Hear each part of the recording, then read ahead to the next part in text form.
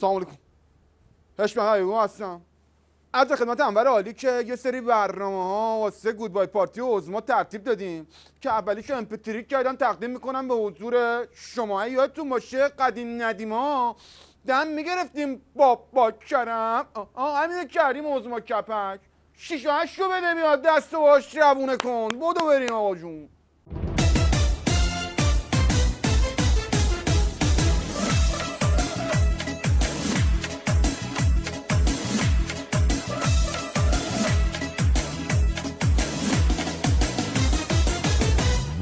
عظما کپک بسو کمک وای خوردی ترک تو مکتر دوز و کلک شاگرد تو این روستا امام اون گور به گور این نفته شد تو هم میری دام دام درم رام.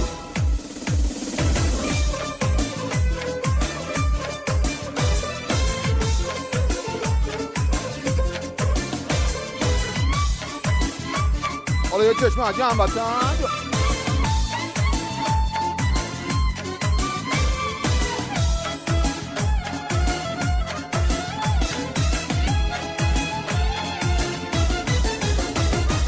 الهی سرگردون بشی آتیش رو خریون بشی وقت مثل گل ها میشم تو کوت اون گلدون میشی. میخوام بیام تو بیتتون یه سیلی مهمونت کنم من موتیزی دونت کنم من حسابی دارونت کنم من.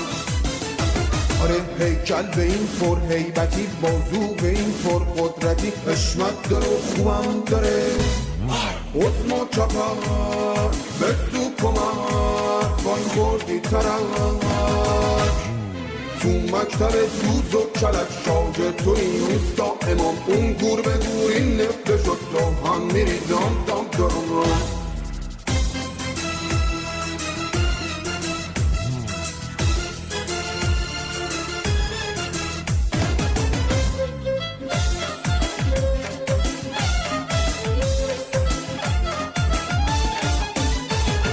پرونده های این مله ها رو این پاسدار ها و بسیجی ها رو اسمر به دست حشمت حیامو.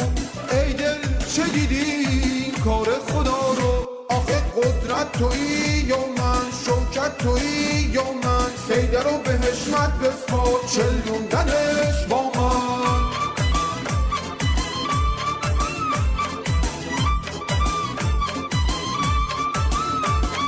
قدرت تویی یا من شوکت تویی یا من سیده رو به حشمت بسپار چلوندنش با من.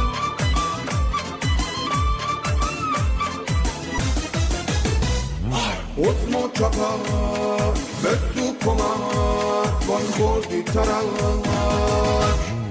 تو مکتر دوز و کلک شاگرد تو این روستا امام اون گور به گور این نفته شد تو هم میری دام دام درم رام.